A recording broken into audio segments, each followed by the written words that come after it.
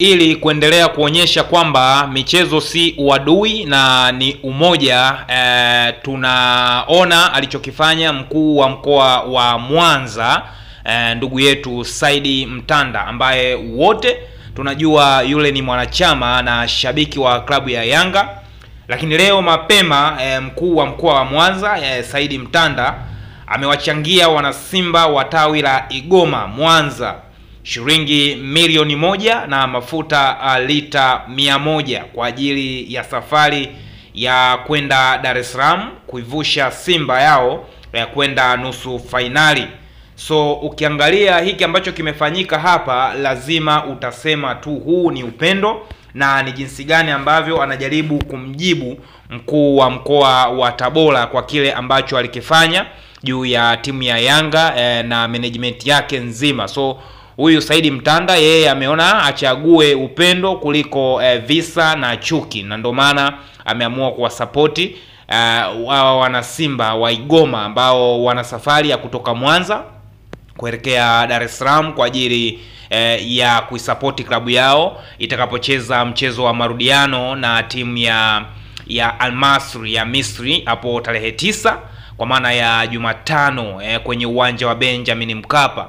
So hiki ambacho kimefanywa na huyu mkuu wa mkoa wa Mwanza ni kitu ambacho kinatakiwa kiigwe kwa watu wote ambao wanaamini Simba na Yanga ni vita au ni upinzani. So hiki ambacho amekifanya huyu mkuu wa mkoa, mimi naamini hakuna ambaye ataweza asimsapoti au asimsapoti, kwa sababu anaonyesha upendo na anaonyesha ni jinsi gani ambavyo mpira ni furaha tu, sio uadui. So kile ambacho kimefanywa na mkuu wa mkoa wa Tabora kinatakiwa kisisapotiwe, na mimi nampongeza sana kwa sababu huyu ni mkuu wa mkoa ambaye amejaribu kuonyesha mfano, si leo tu, pia kwenye ile mechi ya Simba na Pamba Jiji, lakini pia alionyesha upendo ule ule.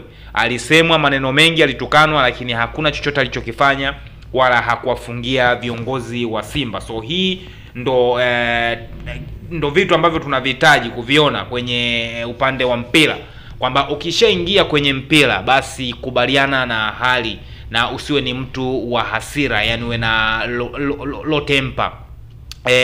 Uwe na low temper unapokuwa kwenye mpira, lakini ukiwa na high temper basi unaweza ukawa unagombana na watu kila siku. So mimi nimpongeze mkuu wa mkoa wa Mwanza Saidi Mtanda kwa kile ambacho amekifanya. Ni kitu cha kuigwa, si kwa wakuu wa mikoa tu, bali viongozi wote ambao wapo kwenye siasa na wanajaribu kuingia kwenye mpira, basi wawe na moyo huo, wasiwe ni watu wa kupata hasira pale ambapo wanaanzisha chokochoko afu akijibiwa wanaanza kutumia mamlaka zao ili kuwashurutisha wale ambao hawana hayo mamlaka. So ni kitu ambacho hakitakiwi na ni kitu kibaya, sio kitu kizuri.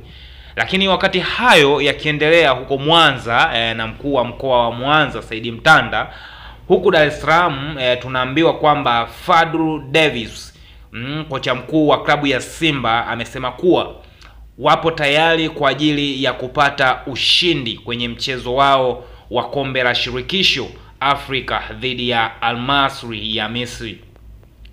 Huo ni mchezo wa kombe la shirikisho Afrika ikiwa ni hatua ya robo finali, na kwa sasa kikosi kipo Misri kwa maandalizi kuelekea mchezo huo tajwa hapo juu. Maana Simba wao walikuwa wapo kwa Misri kucheza na Al Masry, na baada ya kufungwa goli 2 sasa kocha mkuu wa klabu ya Simba amejaribu kuliweka wazi kwamba wapo tayari kuvuka kwenda hatua nyingine au nusu finali. Haijalishi wamefungwa goli 2, lakini wao wanaamini watapata ushindi wa goli kuanzia 3 ili kuweza kupita kwenda hatua nyingine. So hayo ni maneno ya kocha ambaye yeye ndo anakaa na timu muda wote na anaona wachezaji, lakini pia alijaribu kuanalyze vitu ambavyo vilisababisha wao kufungwa zile goli 2. Zaidi alilia sana na washambuliaji strikers ambao walikuwa wamesimama pale mbele, hasa yule ambaye alimwanzisha, kwa maana ya ndugu yetu striker ambaye alianza pale, ukiachana na Mkwala ambaye yeye aliingia mara baada yake. Sasa yeye alichokuwa anakifanya pale mbele ilikuwa tuseme ni kuikaba timu, kwa sababu timu ilifanya kila kitu ambacho kinahitajika kufanyika, lakini ndugu yetu alishindwa kuweka goli nyavuni, so kilichopelekea mpaka kocha akamtoa na kumuingiza Steven Mkwara ni kwa sababu ya hilo tatizo. Lakini baada ya kuingia Mkwara kidogo tuliona attempt kama zinakuwa za hatari, maana kila kitu walifanya mawingers ambao ni akina Mpanzu, lakini pia na Kibu Dennis upande mwingine walikuwa wana drive timu inaenda mbele, lakini Ateba pale mbele kidogo alikuwa anateseka kuweka mpira gorini, kitu ambacho kilikuwa kimemkatisha tamaa sana kocha, na alikizungumzia sana na akakiri kabisa kwamba anaenda kufanyia matibabu ya kile ambacho kilitokea, kwa sababu anaamini wachezaji wake wana hali, lakini pia wana uwezo wa kushinda hiyo mechi kwenye uwanja wa Benjamin Mkapa, maana huu ndo uwanja ambao wameuzoea, na always uwanja wa Benjamin Mkapa umekuwa ni machinjioni kwa timu zozote ambazo zinatoka nje na kuja kucheza Tanzania. Wakiingia kwenye uwanja wa Mkapa, hasa wakikutana na Simba, basi inakuwa ni machinjio. Ni nadra sana kuona Simba anatolewa kwenye uwanja wa Benjamin Mkapa, japo inatokeaga mara moja mara mbili, lakini raundi hii wamejipanga kupita kwa kishindo, maana hamasa pia zishaanza muda mrefu sana.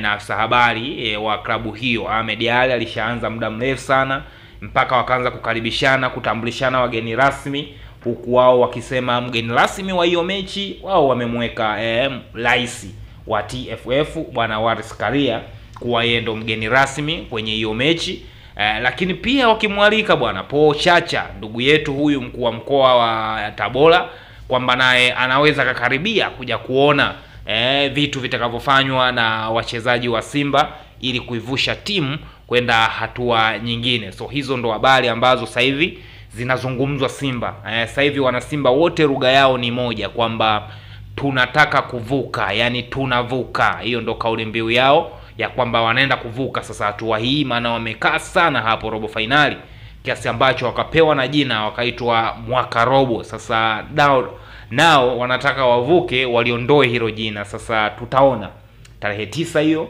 je, wanaweza kavuka, kwa sababu wanadaiwa magoli matatu. Kitendo cha kufungwa goli 2 ugenini, manake wewe inabidi ufunge goli 3 kwa bila. Sasa kama hawa ndugu Al-Masri wakipata goli kwenye uwanja wa Benjamin Mkapa, huo sasa utakuwa ni mlima mwingine ambao Simba itatakiwa wapande kwa winchi, wapandishwe na winchi, kwa sababu watadaiwa magoli 4 zaidi, kwa sababu hawa jamaa watakuwa na faida ya goli 1 la ugenini. So kitu ambacho Simba wanatakiwa wakijue ni kwamba ndio waende kushambulia kupata magoli hayo 3, lakini wafunge vizuri kibanda chao, kwa sababu hawa jamaa wanaonekana wako faster sana na wanashambulia kwa counter attack. Wewe watakuachia ucheze na mpira, lakini wanakapopokonya mpira wako kuwa kwenye miguu yao, basi wanaenda haraka sana kwenye lango lako, kitu ambacho kinaweza kikasababisha threat kwa klabu ya Simba. So lazima wawe makini, ni engo zote, engo ya mabeki, viungo, lakini pia washambuliaji, kwa sababu hii issue mkienda moja kwa moja kushambulia mkajisahau kwamba kuna kulinda pia, inaweza ikawatokea pomoni. Hawa ndugu bwana wanashambulia kwa kuvizia, yani counter attack. So ni hatari sana, wanapigana pasi za hatari sana pale mbele, wale watu ni hatari sana. So Simba lazima wawe makini kwenye hili.